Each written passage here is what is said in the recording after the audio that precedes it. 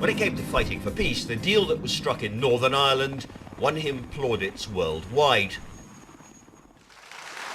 Personally involved, Tony Blair brokered the agreement that had eluded a generation of other politicians.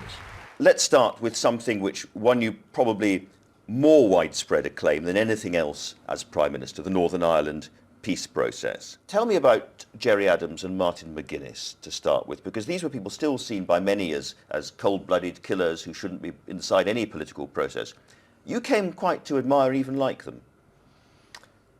I did in the end, yes. And I think they were big politicians in anyone's language, if you like. I think they would have done well in any set of political circumstances. And I remember the very first meeting that we had, and when in Downing Street, when they came into the room in Downing Street and they were saying, well, this is where Michael Collins had sat with Lloyd George, and then Mo Mowlam, who was there at the time, sort of broke up this rather reflective conversation by saying, yes, and that's the window that you fire the rockets in at John Major's government.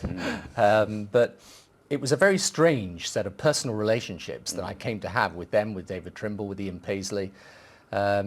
And those personal relationships were actually very important in creating the confidence that I was basically a good faith go-between.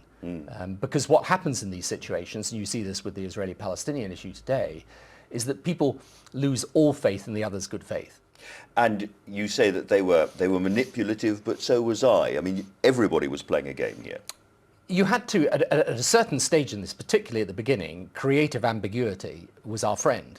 And we also had to be pretty fly at points to try and bring people. You pushed the truth beyond breaking point.